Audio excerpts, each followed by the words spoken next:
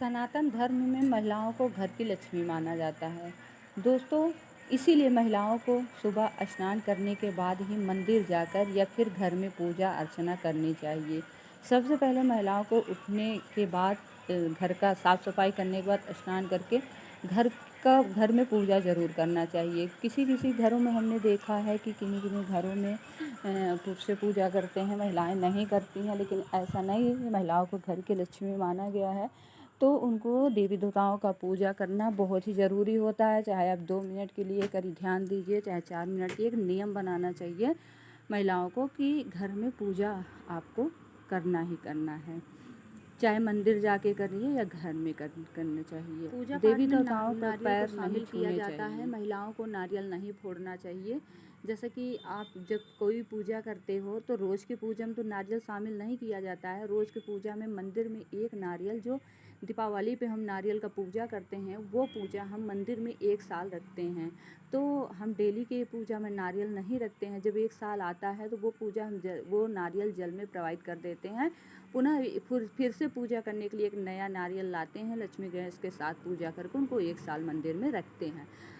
तो हमको रोज़ नारियल की पूजा करने की लेने की आवश्यकता नहीं पड़ती, लेकिन जब हम कोई स्पेशल पूजा करते हैं, कोई त्योहार वाला पूजा करते हैं, तो उसमें एक नारियल शामिल करते हैं, नारियल को चढ़ाते हैं। तो ध्यान में रखें कि महिलाओं को कभी भी नारियल नहीं फोड़ना चाहिए। आप नारियल किसी लड़के से, कोई बच्चा हो, लड़का हो, पुरुष हो, उसे नारियल फोड़वाना चाहिए। कभी भी महिलाओं को नारियल नहीं फोड़ना चाहिए। आगे हम आपको ये भी बताएंगे कि क्यों नारियल नहीं फोड़ना चाहिए, क्यों भगवान के पैर नहीं छूना चाहिए, क्यों ये काम नहीं करना चाहिए, ये लास्ट में आपको बताएंगे। पूजा करते समय आपको स्नान करके साफ कपड़े पहनने चाहिए, माथे पर तिलक लगाना चाहिए, पूर्व या उत्तर दिशा की ओर मुख करके बैठना चाहिए और आसन का उपयोग करना चाहिए। पूजा के दौरान मंत्र जाप करने का, प्रसाद चढ़ाने का और फूल पत्तियां अर्पित करने जैसी क्रियाएं करनी चाहिए। जो भी आपके पास है, जैसा भी है, किसी किसी को फूल नहीं मिलता है, तो जो चीज़ ना मिले उसके लिए ज़्यादा परेशान नहीं होना है। जो आपके पास है उसी हिसाब से आपको करनी चाहिए। इसके अतिरिक्त दीपक को सही तरीके से जलाना चाहिए और पूजा के अंत में आरती या शंख ज़रूर बजाना चाहिए। आरती करिए, शंख बजाइए, या तो फिर आप घंटी बजा सकते हो, शंख सभी को। आसन और दिशा, पूर्व या उत्तर दिशा की ओर मुख करके पूजा करें। हमेशा एक पवित्र स्थान पर बैठ के ही पूजा करें। स्नान और वस्त्र, पूजा से पहले स्नान करके साफ और पवित्र वस्त्र धारण करें। सिर ढकना, पूजा के दौरान पुरुष और स्त्री दोनों को सिर ढक कर रखना चाहिए। ऐसा न करने पर पूजा का पुण्य फल आकाश में चला जाता है, आपको नहीं मिलता है। तो जब भी पूजा करें, तो महिलाएं करें या लड़कियां करें, दुपट्टा रख लें, पल्लू रख लें, या पुरुष जब कोई पूजा करें तो कोई छोटी सी रुमाल, तावेल, तौलिया कुछ भी सिर पर रख लें।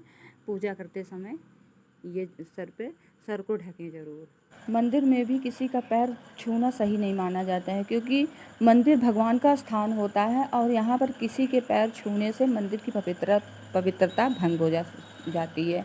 इसलिए मंदिर में कभी भी आप जाएं तो पुजारी का पैर न छुएं। वहाँ मंदिर के अंदर किसी बड़ों का या पुजारी का पैर न छुएं, क्योंकि मंदिर के अंदर आप किसी का पैर छूते हैं तो भगवान का निरादर होता है।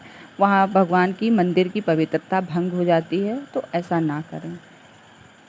जैसा कि आप जानते हैं, शास्त्रों में भी लिखा है कि अंतिम संस्कार से लौटने पर व्यक्ति के पैर नहीं छूना चाहिए।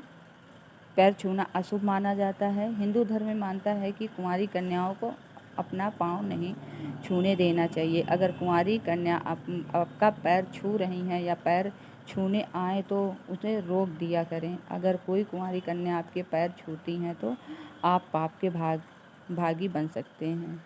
इसलिए कभी भी कुंवारी कन्याओं से पैर ना छुआएं।